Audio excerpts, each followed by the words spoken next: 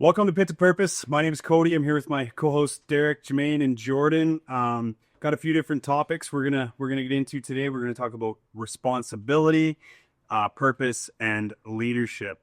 So to start us off, we've got a question: was responsibility a part of man's design from the beginning? So when I ask you guys that, what immediately comes up into mind? I'm gonna say yes. I remember quite a few meetings ago for the Brotherhood. I did like a trivia, and one of the question was, what was man's first job? And the answer was he was given the Garden of Eden to tend. And so I believe that he was given a job, and with having a job comes the responsibility of doing that job, right? Showing up and doing that job that you were given. Imagine that. You have like the creator of all things, right? He makes you. And then he's like, you know what? This isn't good enough for you. I'm going to make you a woman, right? And this is probably before that became like a thorn in your side. Like I bet Eve, minus like the initial temptation, was like probably a pretty good partner, right? I like to imagine Eve as like a baddie, like attractive, right? And so And for a certain point of time, they were how they were supposed to be before Satan and the snake and unashamed. yeah, so like no shame, no fear, no guilt. Like you're just operating at what I could imagine to be like peak human efficiency. You have this, you're in paradise, and then the creator, and you know he's your creator, and he knows that he created you, and like you don't know what his relationship with the rest of humanity is going to be, but like he's like walking alongside you, like you're like this with the foreman. Yeah. And then he's like, all you have to do is just tend to this garden. Everything you could ever want to eat, everything you could ever want to like do exists here, and all you have to do is just stay away from the one tree. And it's like, ugh. Yeah, because like we talk about Eden, and that's like God was living with them, right, in this space, and then at the end, whenever the world does come to an end, when He comes for us, it's going to be another Eden on earth, essentially, right? So it's a pretty wild thing for them to have been able to experience. Like that is quite the responsibility, and then ultimately that's why Satan would have targeted that space, right? He was the jealousy part of it, I think, having us being designated for it, and the gods and stuff like that not necessarily being there other than the God. And that's part where that comes in, which I think is pretty cool. So the verse Genesis 2:15 says, Lord God took the man and put him in the garden of Eden to work it and take care of it. Right? And that's kind of where we're going with this today. It's just pretty interesting. What do you think, George? Yeah, so when you think about a man's responsibilities, you think like traditional, he's supposed to provide for his family, he's supposed to be loving, he's supposed to be a leader, he's supposed to set the example and, create the generation that comes after him, kind of set the tone kind of thing, right? But then in today's world, you start to see a lot of those responsibilities kind of shift and fall off. So it's kind of conflicting how society's coming into today as opposed to like what the Bible's telling us a man's responsibilities are. Absolutely. It's almost like the worldview today is like, okay, let's deal with my feelings and how I feel and how that's more important than actually what, in a biblical sense of things, what needs to be done, right? To take care of your side of the street. It's not a matter of like, oh, I feel like, there's so many controversial things I could say right now. No, 100%. But like, 100%. Like, and like coming from like a recovery standpoint, right? Like kind of sidestepping the biblical sense, but like everyone, it's all about feelings and political correctness nowadays. And I feel that like, sure, there's a time and a place for it. And it's like, I'm not the best at any of that. Like all of you guys are aware of that. But it's like, how many times I've told somebody in the recovery, like, I care so much more about your recovery than I do about your feelings, that I don't care to say, like, this is easy for me to say this to you right now.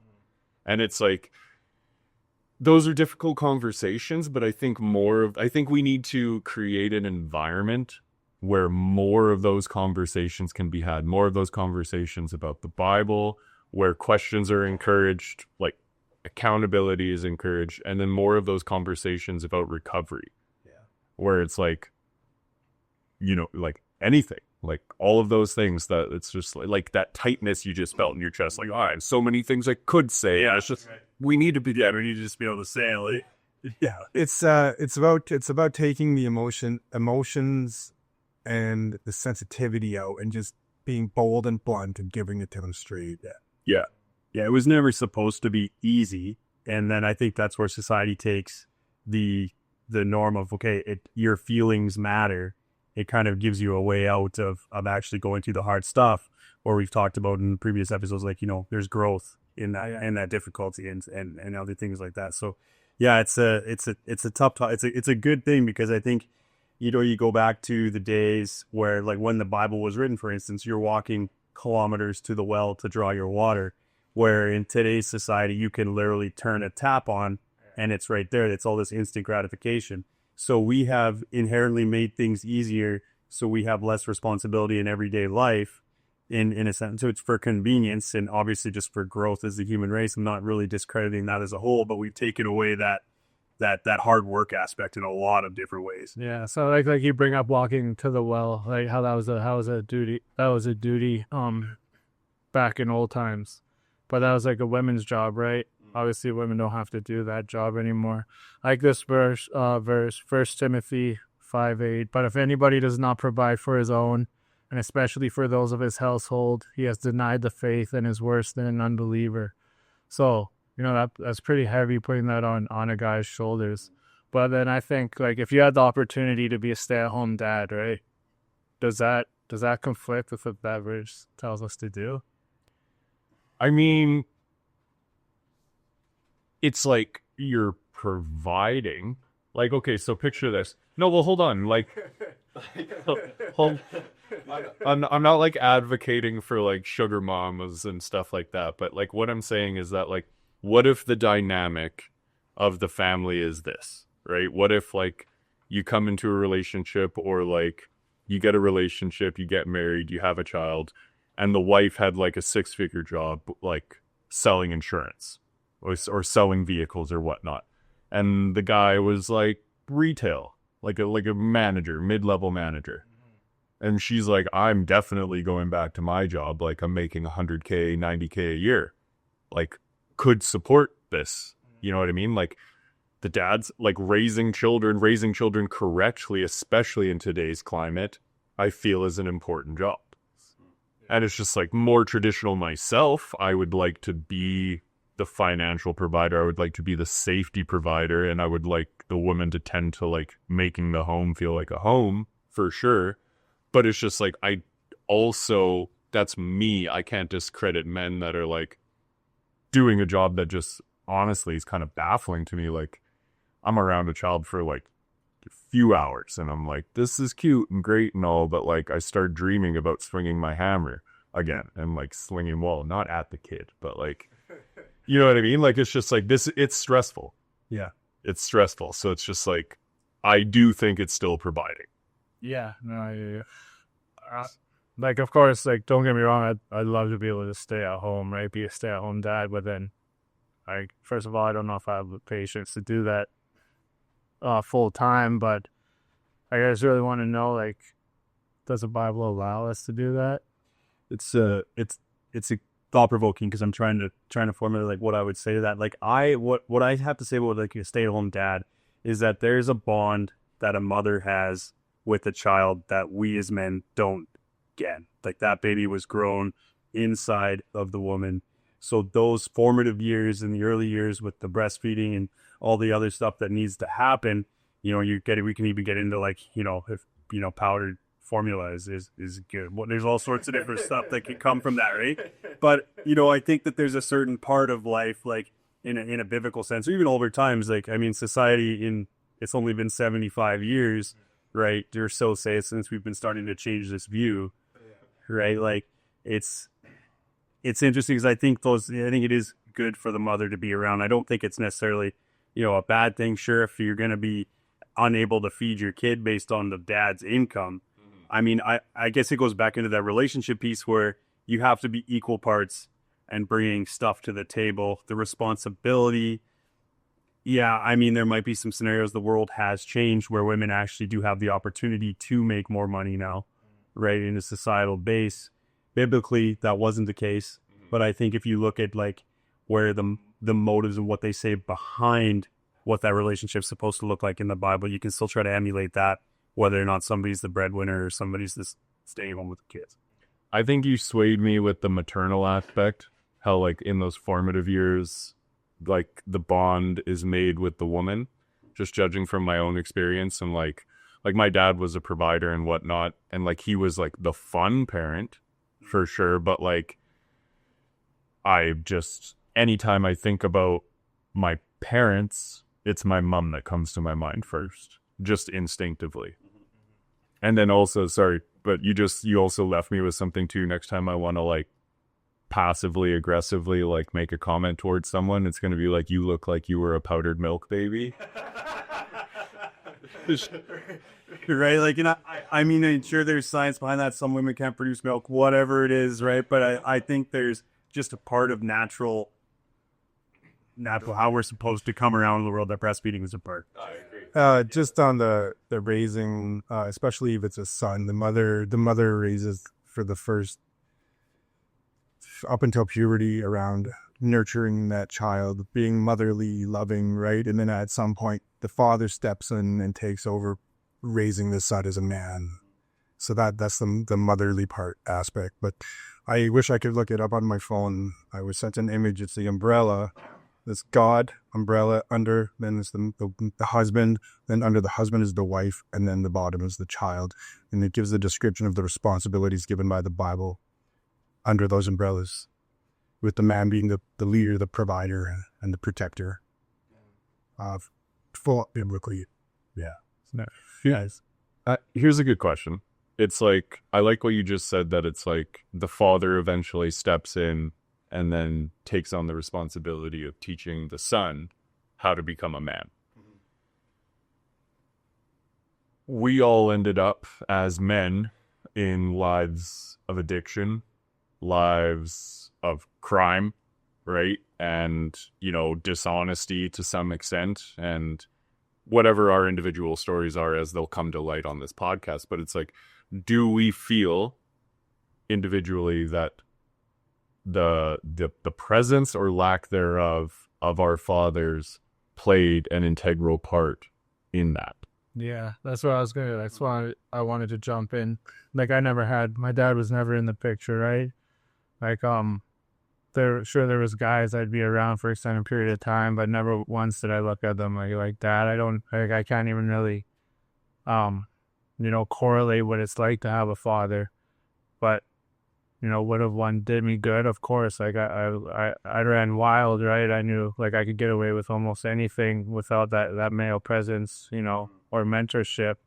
The mother's touch is good, but when a man gets to a certain point in his life, he's kind of starts ignoring that and just kind of goes on his own path. And if he hasn't had anybody to teach him the right path, then kind of playing Russian roulette with which road you're going to walk down, right? Yeah, I can relate to that in a lot of ways. Like, my parents split when I was around 10 years old, and it was a good to have both for that younger years. But as I started to get older and started to get more of my own willfulness and just however go, I would start to walk on my mom. And then in the later years, and it was Dad who she'd have to call him to strike fear into me to start just to get me to maybe listen in some senses, right? So and you look at a lot of, like, I don't know if it's the same for you, but I got friends that came from strong households where those roles are defined, even in a sense, and that parents stayed together.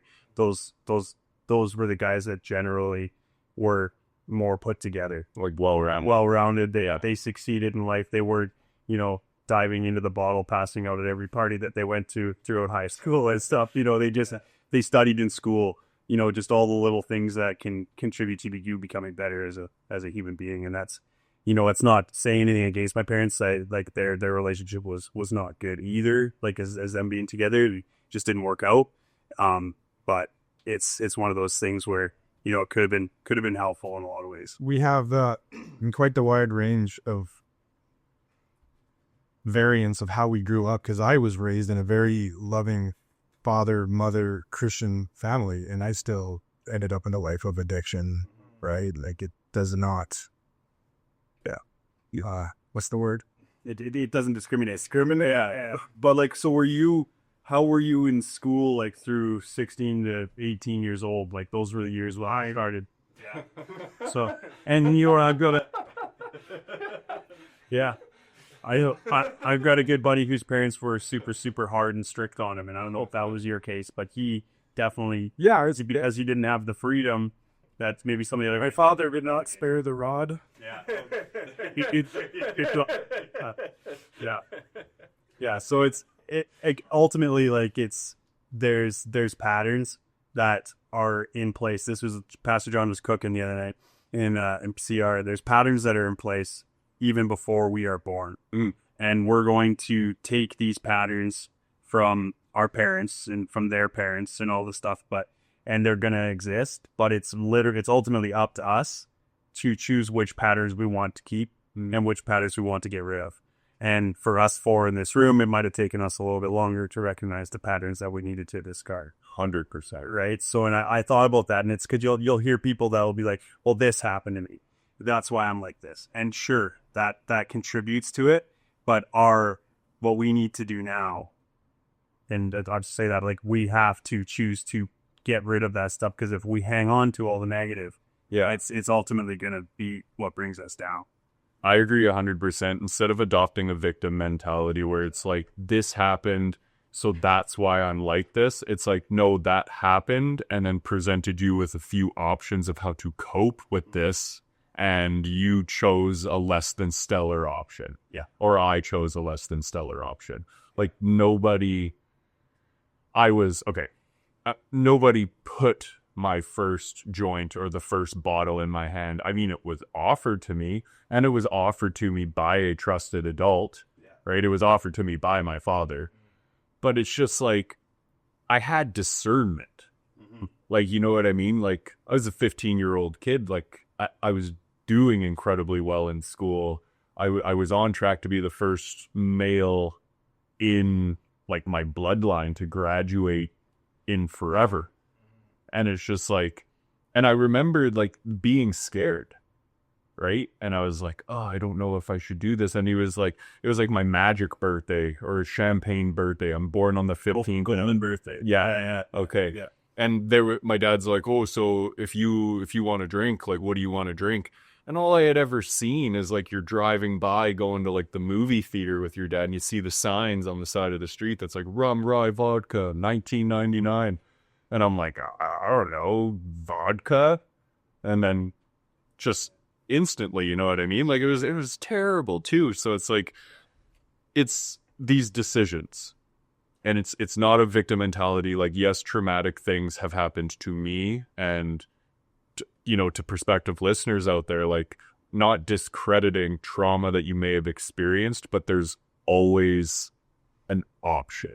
Yeah, I heard this one guy saying it's always stuck with me.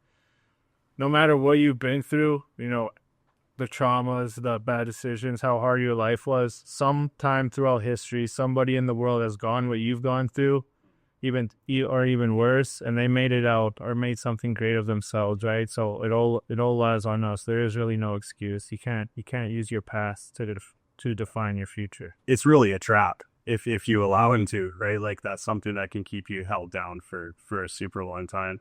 So I feel like there's a lot of people that let their past keep them down. Oh, so many. Even when they're years sober, they see it all the time.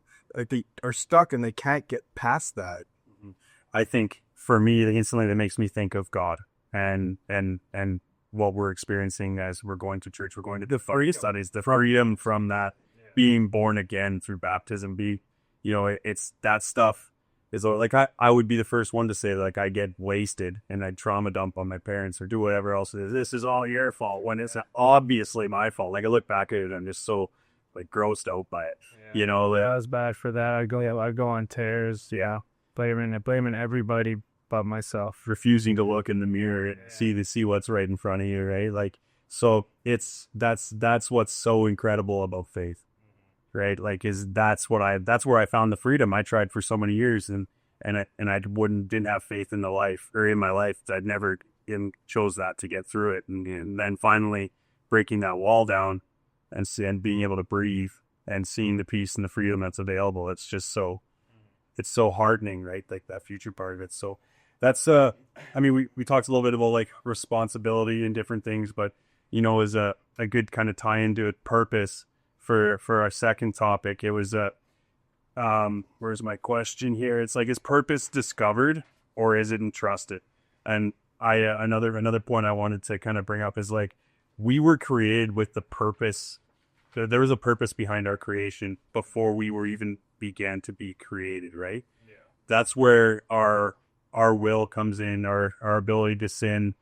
We have that freedom that God gave us. Ultimately that's after Adam and Eve broke or took a bite of the apple or whatever, right? So they're both culpable in that. Yeah, that's exactly.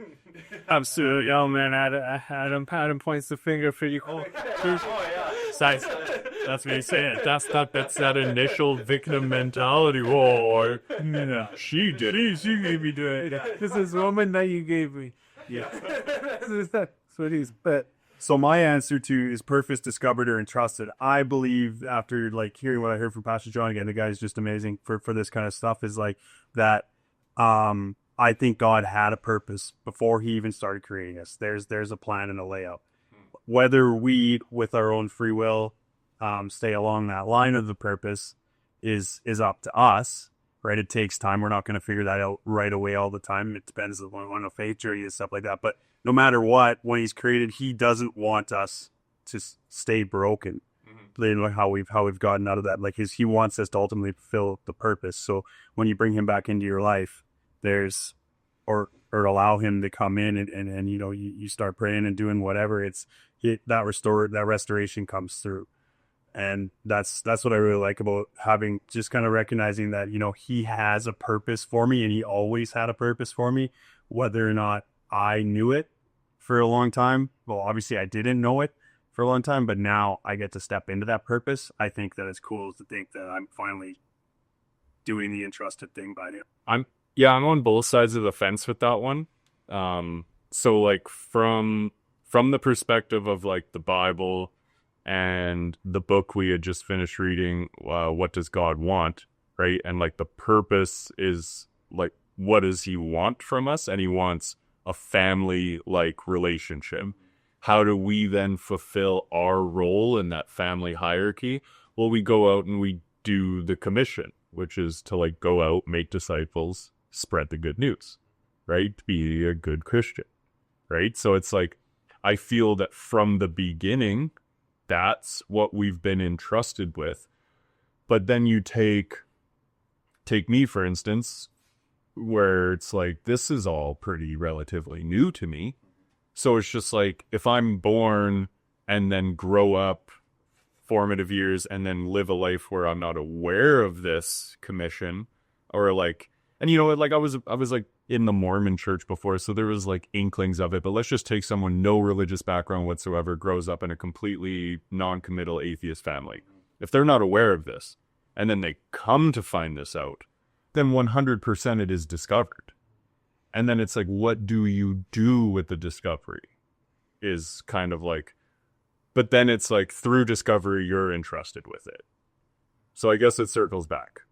Yeah, it's like what comes first, the chicken before the egg, or chicken or the egg. Like, because I can see that, it is discovered, but ultimately it wasn't trusted before we come into discovery. It's thought provoking on that sense, right? Like, yeah. So when I was going through treatment, as I started to sober up, like I had a clearer mind, start to realize the different path I was walking on. I began praying heavy, asking God, okay, what's my purpose going to be now? Like I was praying for like to find purpose. And crazy, like no joke. I walk into the downstairs cafe one day, and the book by Rick Warren, A Purpose-Driven Life, is just sitting there. I'm like, no way, man. At first, I thought Eric put it there because I told him I was training up, but he didn't. I'm like, okay, well, I'll take this, and then I read it, and then as I started getting into it, I started, realizing that no matter what purpose I thought that I had for my life, all that mattered is what God's purpose was in my life.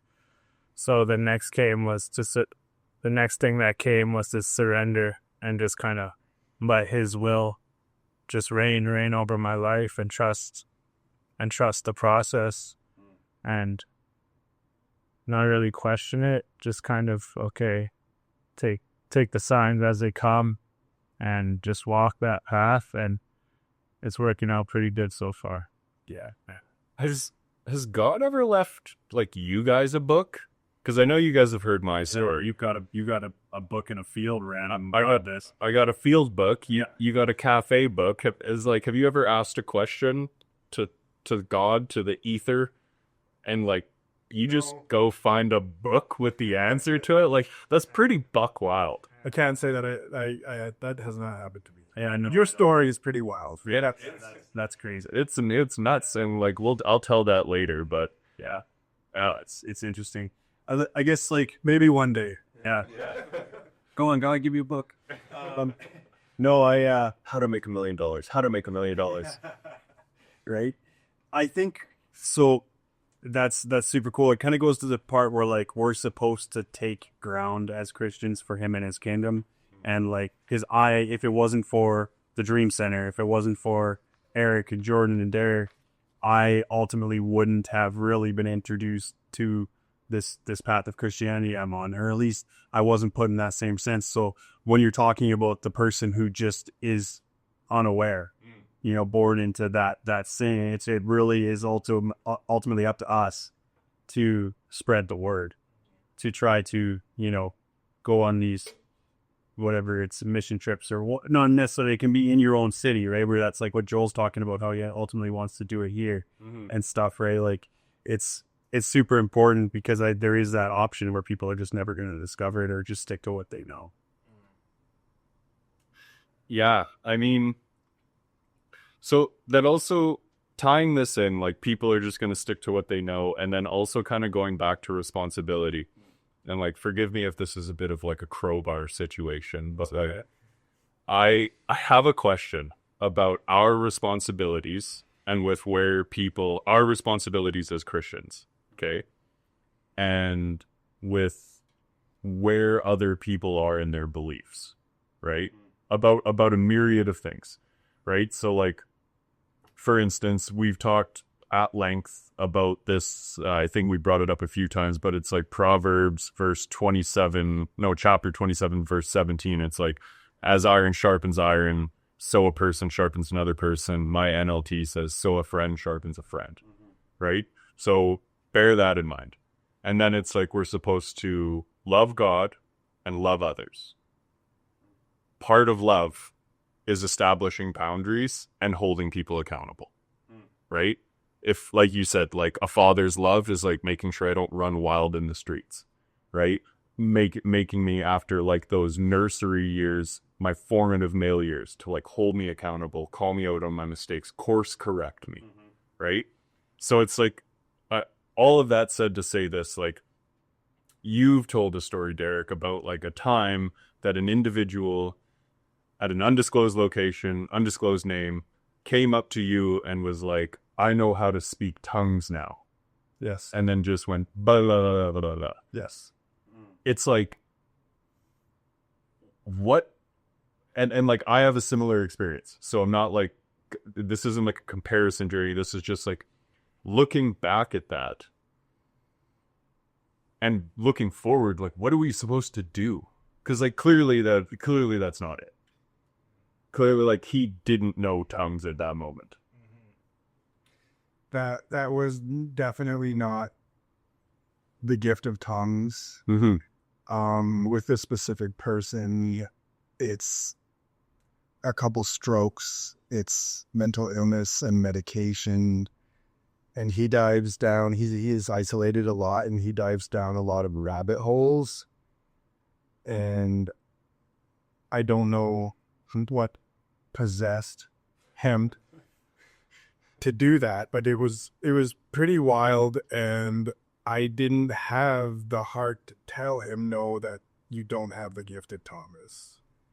So see, so like, okay, today, very similar experience.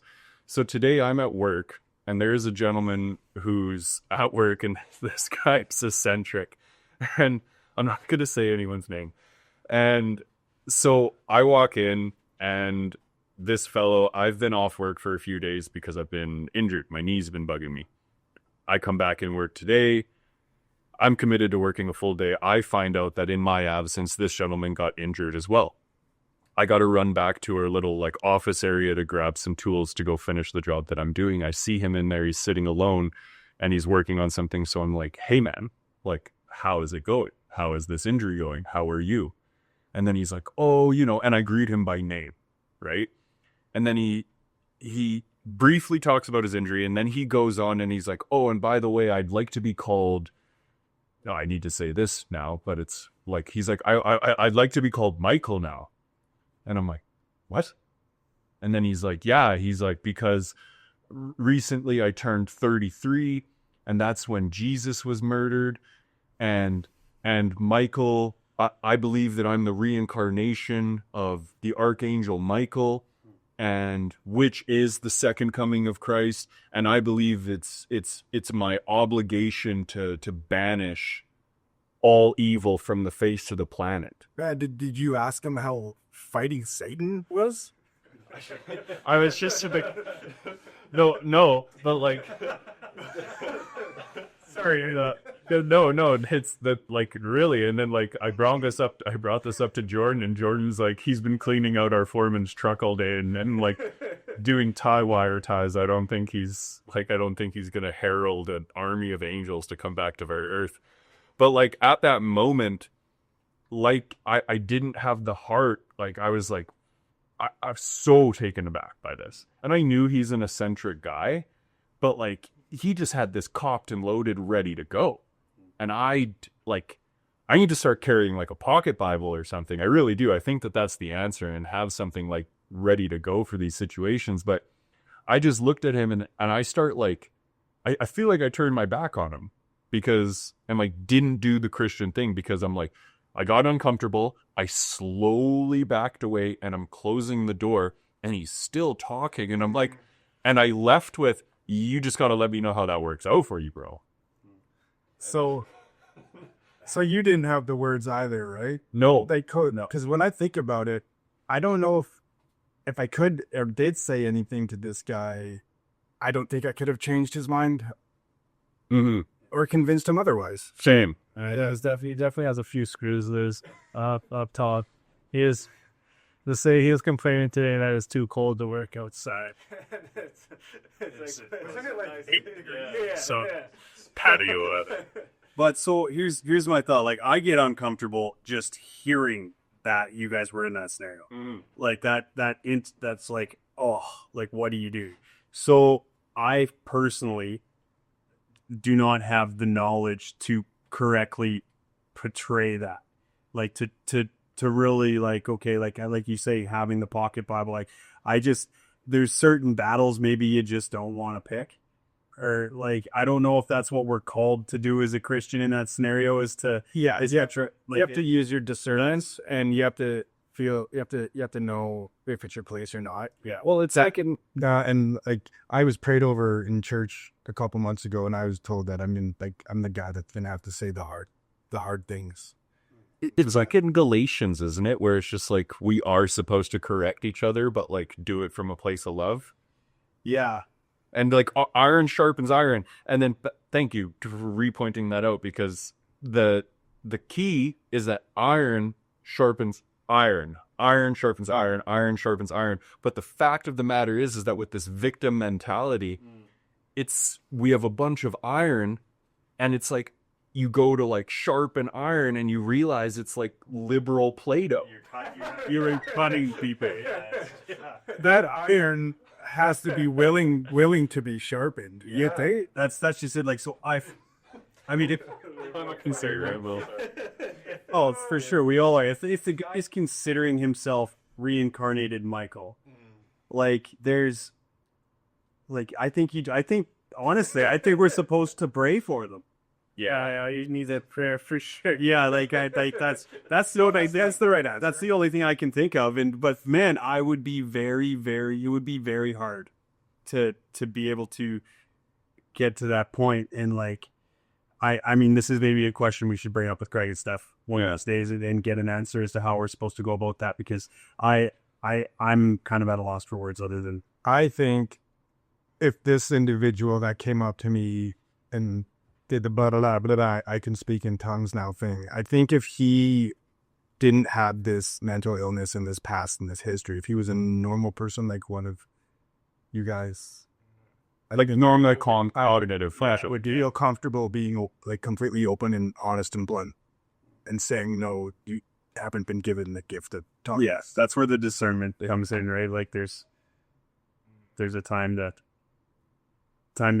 dive into that deep end, and there's a time to just kind of step back. But it's a great question.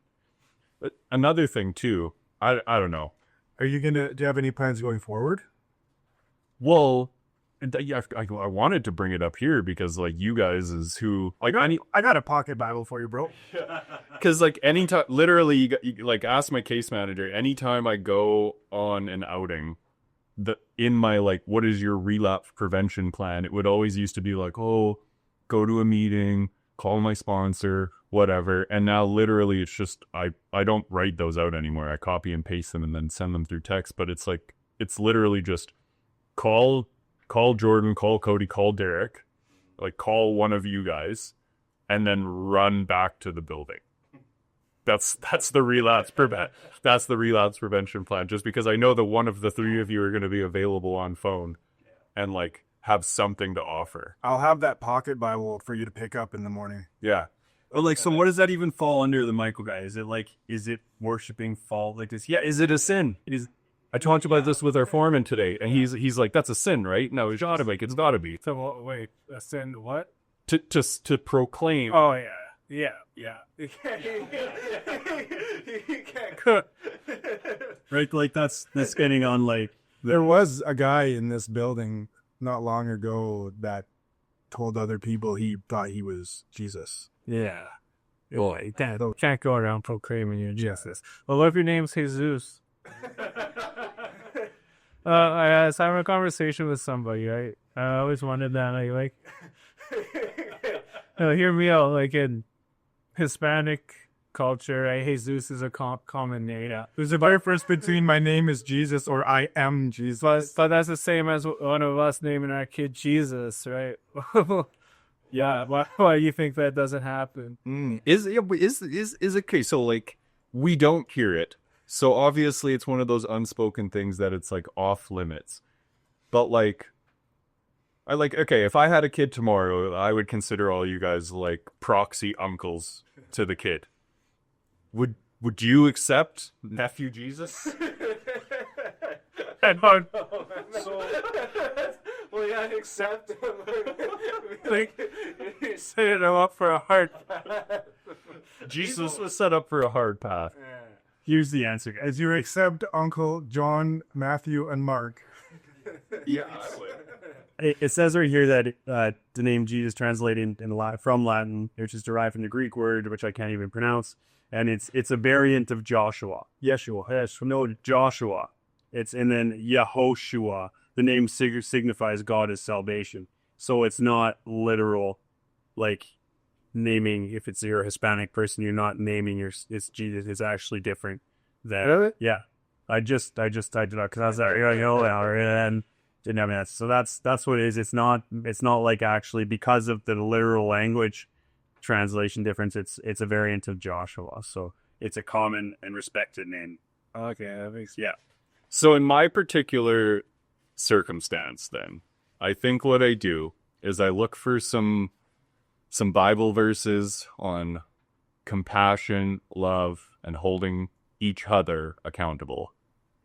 I offer to read the scripture with this guy. And thank God I work in a place where like the HR department is like my foreman. And like, I feel that like I wouldn't get in too much trouble bringing, you know, relationship with Christ into the workplace. Like we have a lot of theological conversations all the time. But like, do I just straight up the next time this guy says something weird? Because note, this is, I've had 2 interactions with this guy and both of them are equally wild. I'm not going to hijack the whole episode with this guy, but they're both equally wild. So it's like, 3rd time's a charm. Is this what God wants me to do? Is like, do I just ask this guy like, hey man, do you want me to pray with you or for you? Yeah, I think in that scenario, you probably have to give him a little bit of context as to like, hey, this is what you're doing, man. Right? Like, and this is why it's not okay. But it's all about how you communicate that. If you come at him in like full no-go Jermaine mode sometimes, right? Like it might land a little flat, so you'll have to have some tact. I accept behind it, right? Like, I would ask I would ask this guy. I would just sit him down and be like, so like, where's this coming from? Where do you come from? Where's this stuff coming from, bro? Like, just explain it to me so I can understand and see. Let him go. Let him run with it and see what he says. yeah, like Have your pocket Bible there, ready. unchecked, it could be like the next cult leader, man. Like you got to be careful about that. And like, that's sorry. No, that's my next question is just like, okay, so like some of these people might be like not all there. And it's like, if I'm like guiding with Christian principles and it's like this person's claiming Archangel Michael, sword and shield of God, I'm the second coming type stuff. It's like, God's going to protect me against this insanity, right? Like with this guy who swings or does something erratic. Yeah. Like I have a prayer nowadays when I'm walking. The armor of God. Yeah. Yeah. And on the armor of God. I have a prayer nowadays especially when I'm at like City Hall station and I'm like switching trains to go down to my barber shop, or I'm going through like high risk areas, not high risk in the sense that I might use or whatever. That's not really in the equation anymore. But it's like you see people that you know might be up to no good.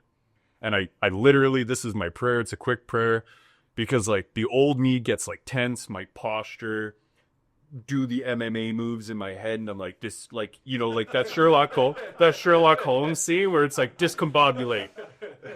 And it's like, you know what I mean? And it's like, that's like, I don't want to live that lifestyle anymore. I don't want to be in altercations with people, especially physical ones where like, danger's present. So whenever I sense danger, I pray and I'm just like, God, and I was like, make me invisible or make me invincible. And then like, if I have to defend myself, let me come away unscathed.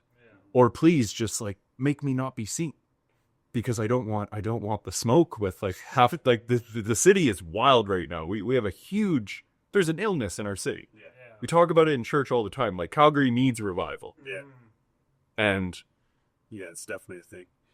Thinking about that a little bit more, I think, you know, as we're supposed to love everybody, I think that you just have to approach that situation with love.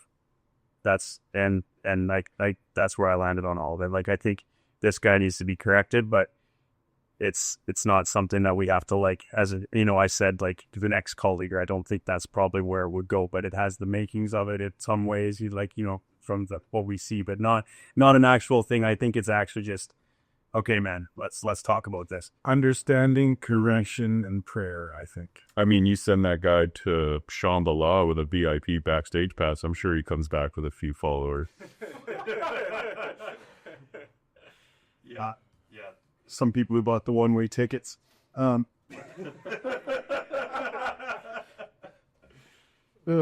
good. So brings us on to like the next question is it's a pretty good one. Can men lead if they were never shown how? I got this loaded Up. Okay, so I'm in a relationship where I want to be married, and I want to be the man of the house, right? And like the leader, the provider, the protector, right? So I'm a tradesman. I started out as an apprentice, not knowing anything. I was taught year after year. I got my journeyman ticket. I was a journeyman, which led me to being a foreman. So with all of that, I got lots and lots of experience. I know what I'm doing. I'm prepared. Going into this role of possibly being the head of a household in a marriage with a child, like, I don't have experience in any of that. So where do I learn besides reading and taking the skills that I've learned in life? But how do I apply that? Like, so yes, like to your question. What was Yeah, I think it is. It's like, listen here, Roman, I was a tin basher. I can't pull any other from experience of being married, of being in that role ever before to go in with it. So sure, where does that experience and knowledge come from besides just reading what it says? I think that just maybe that's good for sure. It makes me want to go back to like, okay, what are your guys' definition of leadership? Yeah. Well, that's where this is. Has leadership been confused with dominance? Leadership to me is people that want to follow you and respect you. You lead with love. You lead with correction. Dominance is control. Fear. Yeah.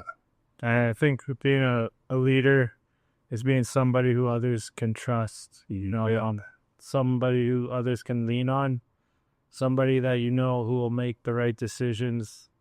People that will come to you for advice instead of just be afraid of you, and you're just like, yeah.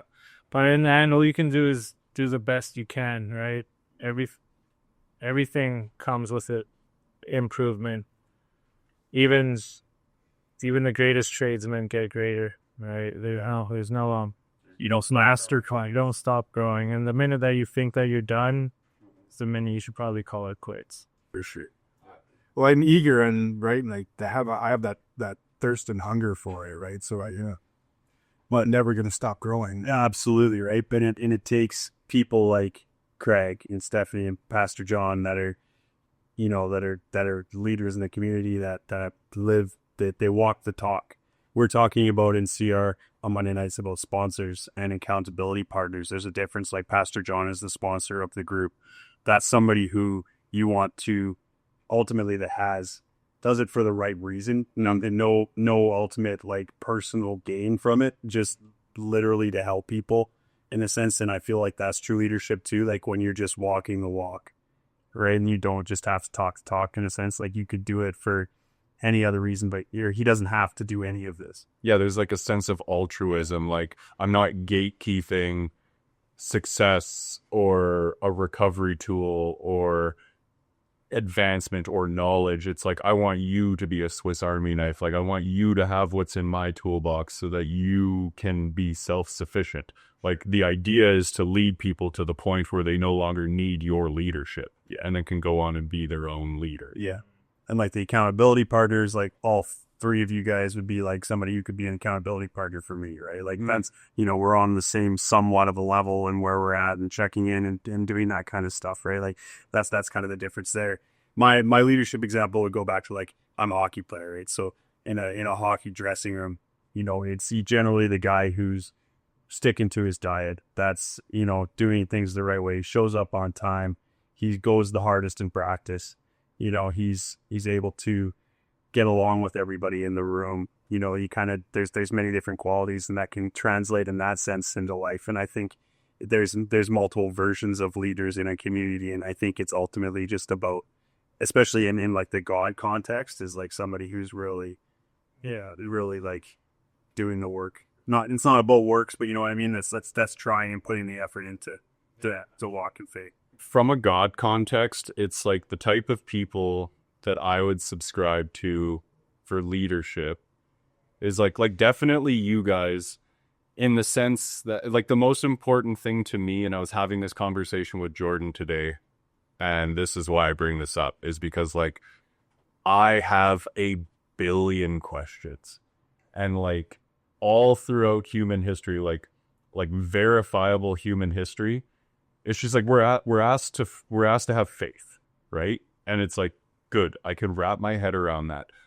But then all throughout human history, like you have these eccentric like cult leaders and stuff. They're just like blindly follow this, and like on a human level, if left unchecked, like there's been plenty of times throughout history that it's led to complete catastrophe, right? So it's just like, I subscribe to a leader that doesn't necessarily get like, that isn't afraid of like getting a billion questions, because it's just like, I have a billion questions. Oh, for sure. And it's just like, you might, and I accept that you might not know the answers, and I accept that my questions might be phrased not the greatest. Yeah. And they might be coming from like maybe sometimes even a rebellious place. I get that.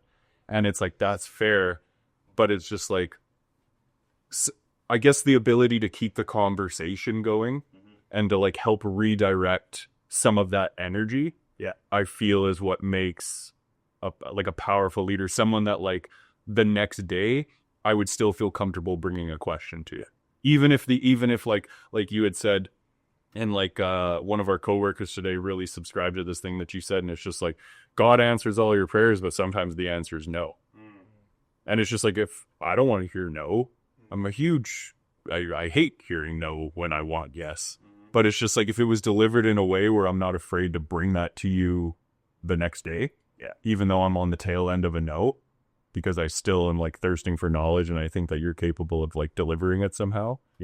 I think that makes a good leader for me. And that goes back to that not doing it for personal gain thing, right? Like where they're not going to steer you in the wrong way. When you're talking like a cult leader or something like that, you like the Waco guy, or you look at like David Dickhead. No, yes, not David Carey. What was his name? Koresh. Koresh, yeah. Carey was a different guy. Or even on my guy.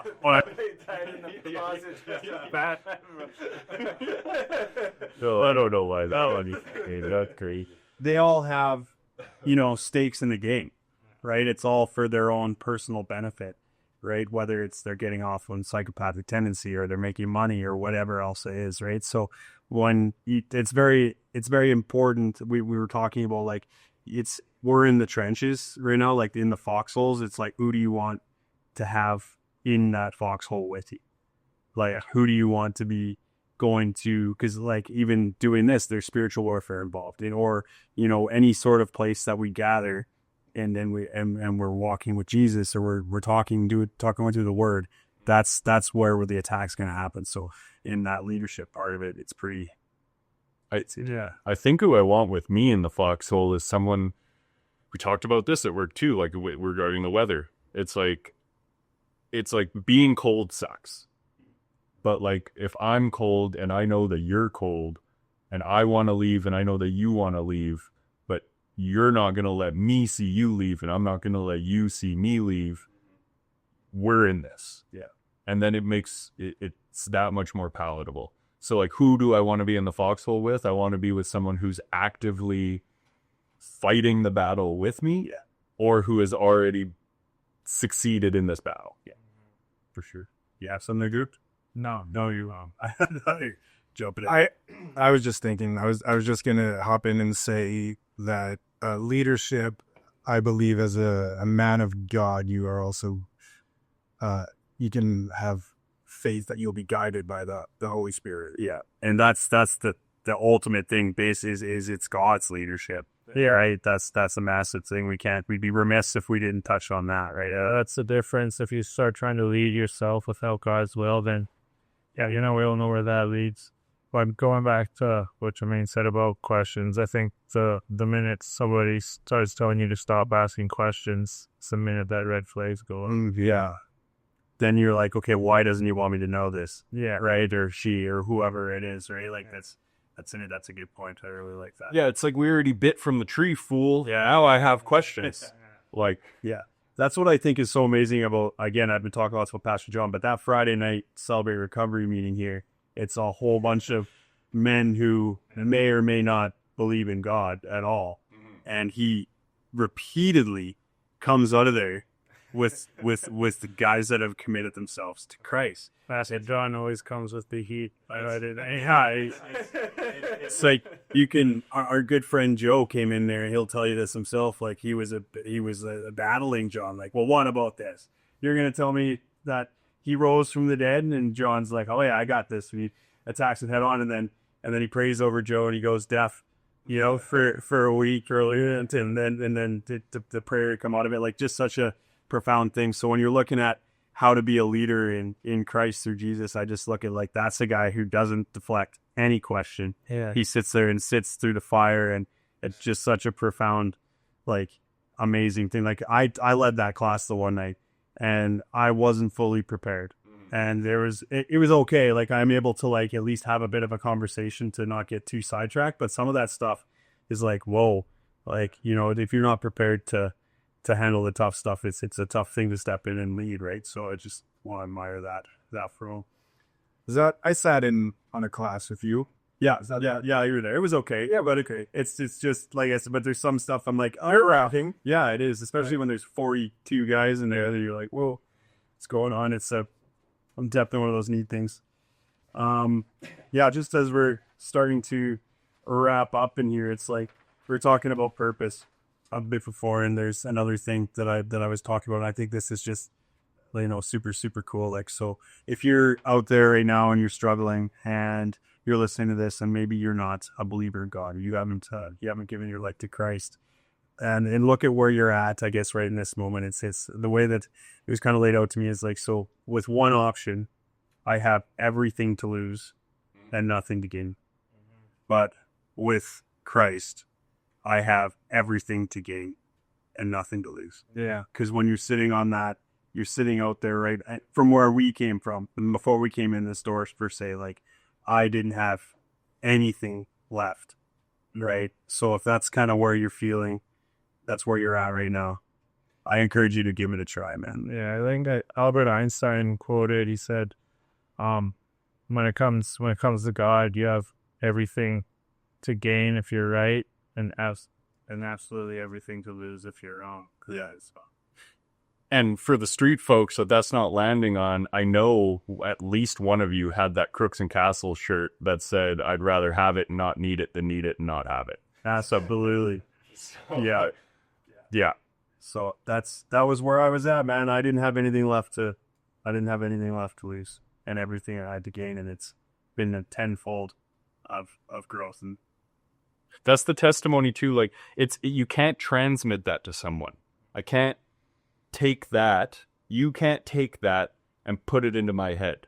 But if someone can believe, they could see the picture on your phone of you when you were emaciated, yeah, and then they can see you now, and then they're like, okay, how? Yeah. And you're like, I had that going for me. Now I'm here. This is the X in that equation. How does somebody not take that? Try Jesus. Like, what do you have to lose? What else do you have to lose? Right? Yeah, it's incredible. Like, I was totally against it, right? So something had to give. So, and we also, you know, we talk about this kind of stuff on Wednesday nights, 6:30, Calgary Dream Center, Freedom House, Brotherhood of Christ meeting. Tomorrow night, we've got an awesome speaker coming in to tell his story. He's a great man of faith, and be awesome to have anybody that wants to get here. I think I mentioned it on one of our previous episodes. If it's something that you want us to patch you in, if you want to sit on one of our phones, we'll make a phone call. We'll do whatever. We'd love to have you just even be able to sit there and hear the conversation. I know there's a lot of people, even just from my friend group in Red Deer, reach out, whoever's listening, we'd love to have you. Yeah, for sure. And, you know, to the listeners, last week you got to hear my testimony. I encourage you to tune in. You know, next week you'll get to hear our brother Derek here's story. It's going to be good. Yeah. Yeah, we're going to be doing that we're going to do a testimony and then a testimony and episode just to split it up. But you guys will have a little bit more context about where we come from other than just little bits and pieces in this episode. So if you're out there, you're struggling, God bless you. We love you. That's Pitt's purpose.